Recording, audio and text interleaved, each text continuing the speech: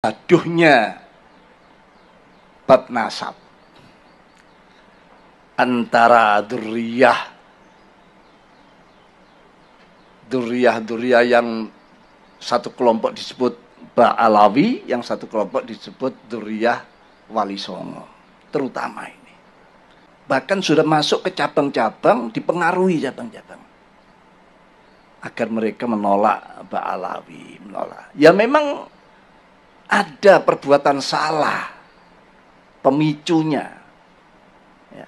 Tapi sebagai umat Islam kan tidak sampai seperti, apalagi warga Nahdien kan tidak sampai membesar-besarkan masalah. Apalagi itu hanya kelakuan ya 1-2 orang, saksia, tapi yang dihantam adalah jamiyahnya atau babonannya.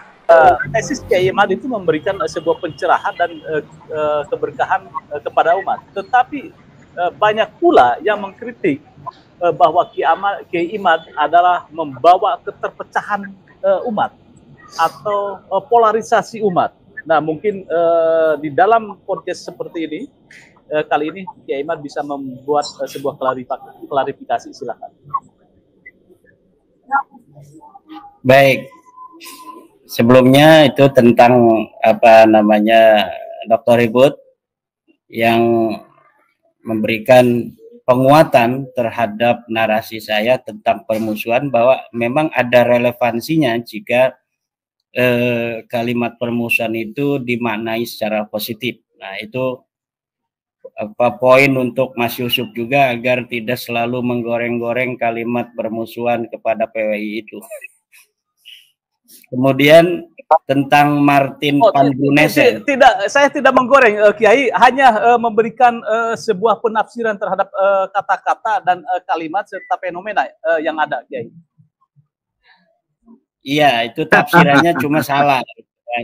Tafsirannya jelas salah, dan itu tafsiran standar masyarakat di akar rumput yang juga dari kami, dari PWI, banyak yang juga salah memahami itu.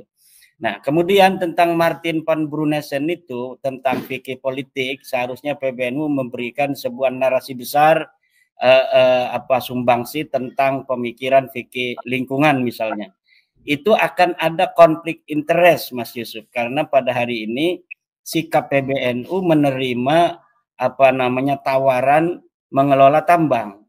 Bagaimana jika misalnya LBM membahas tentang fikih lingkungan, tentang dampak negatif daripada tambang, menggunakan kaidah darul mafasid muqaddamun ala jalbil masalih, tetapi dalam saat yang sama kemudian ada narasi narasi-narasi itu diinterupsi atau dianomali oleh sikap PBNU yang menerima usulan tambang. Itu tentang tambang itu.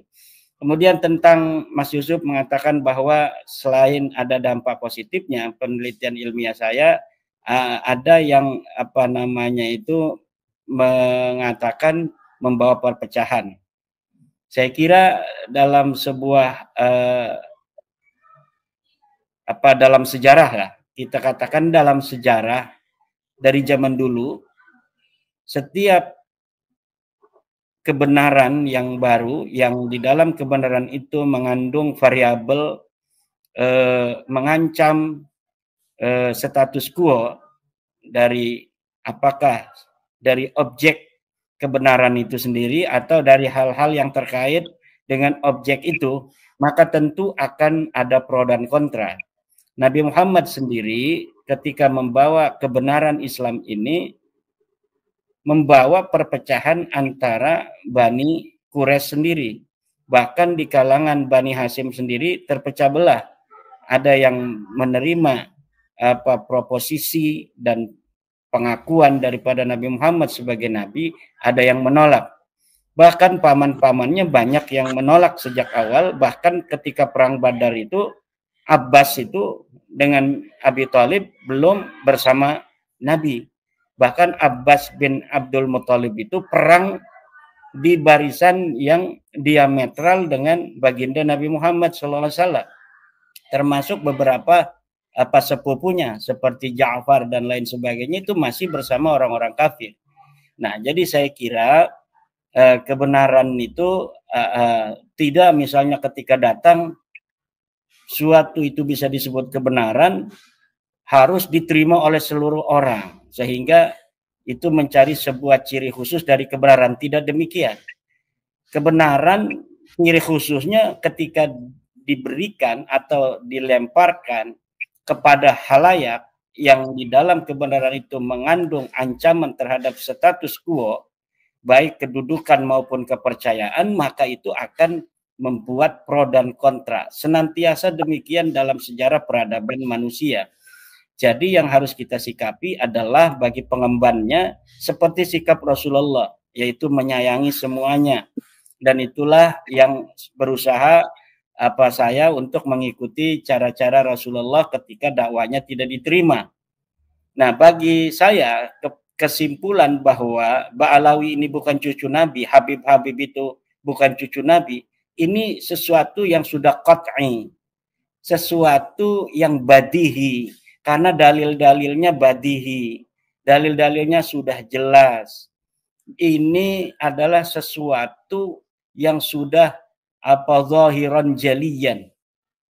Nah, adapun hal-hal yang lain seperti framing-framing, saya itu di channel-channel mereka itu sudah tidak ada nilainya. Artinya itu laka ajine kalau kata orang Banten itu. Tetapi itu tidak akan membuat saya itu kemudian mengendurkan semangat untuk memberikan pencerahan terhadap masyarakat. Akan membuat semangat saya dan juga teman-teman, saya yakin itu akan semakin bersemangat lebih daripada semangat sebelumnya. Karena berarti di situ masih ada perlawanan, maka itu adalah sebuah tantangan bagi para pejuang untuk terus berjuang. Nah, coba perhatikan oleh Mas Yusuf. Sekarang ini, apakah ada narasi-narasi bantahan yang ilmiah? Tidak ada, sudah. Tidak ada lagi narasi-narasi bantahan ilmiah dari Ba'alawi dan pendukungnya. Yang ada hanya pengambilan video, kesalahan-kesalahan sedikit dari saya atau penolakan kebenaran. Semua orang sedunia, mufti sedunia kalau menfatwakan, misalnya ini ya, pernah melihat ya, menfatwakan bahwa Ba'alawi itu sahih nasabnya, saya tetap menolak. Ulama dunia ditolak. Ini ilmu macam apa semacam ini? Bukan ajaran kita semacam itu. Lah sekarang PC-PCNU itu dimasuki, terutama di Solo Raya itu sudah kena. Nanti akan saya usahakan supaya dibenahi itu PCN-PCNU yang sudah mulai menolak ini wirid yang sering kita baca, Robitul Haddad dan semua. Dan nanti pada gilirannya ya masyayikh kita. Ya, masyayikh kita. Kanjeng saya Abdul Qadir Jailani sudah mulai digarap. Said Muhammad Ali Al-Maliki juga diragukan nasabnya. Nanti digilir semua. Di belakang itu siapa? Wahabi. Yang memang berani dia menolak seperti itu. Kebenaran ditolak. Dan sebagian daripada Syiah. Ini perlu kami sampaikan di acara yang sangat penting ini. Untuk bagaimana intisab kita pada Mbah Hasyim Asy'ari, Syekhana Khalil, Mbah Syekh Nawai Bantani sebagai muassis, sebagai pemberi sinyal-sinyal, ya.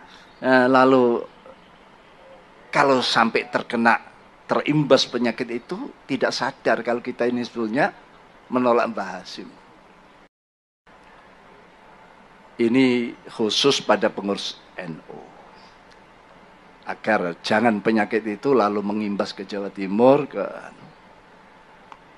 Pokoknya kalau ini sampai kena, yang terkena adalah para muassis Jamiyah Nahdlatul Ulama. Artinya apa? Berarti ya sudah busung. Ya.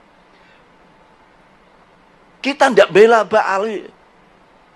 kasusnya kan dengan individualnya, dengan Habib A, Habib E, Habib ini. Ya Habib ini saja yang garap. Kenapa kok yang salah ini Habibnya, orangnya? Kok klannya atau organisasinya ini yang digarap? Berarti memang sudah punya tujuan untuk mengaburkan. Bahwa Balawi cucu Nabi, padahal dia tidak tahu, dia tidak pernah membaca, dia tidak pernah meneliti, dia tidak pernah melihat jurnal-jurnal tentang DNA, bahwa Balawi itu B, bahwa Bani Hasyim itu J1. Kemudian mereka mau menerima daripada video-video yang membantah narasi tentang validnya tes DNA. Kalau mereka betul-betul bahwa tes DNA itu tidak valid, maka tentu mereka akan mendatangkan seorang ahli DNA yang akan melawan narasi Dr. Sugeng. Kemudian, adakah yang bisa membantah daripada kesimpulan secara ilmu nasab yang telah saya tulis? Tidak ada. Semua yang mereka narasikan tentang ada kitab ini, kemudian saya bongkar kepalsuannya. Mereka tidak bisa jawab lagi setelah saya bongkar kepalsuannya.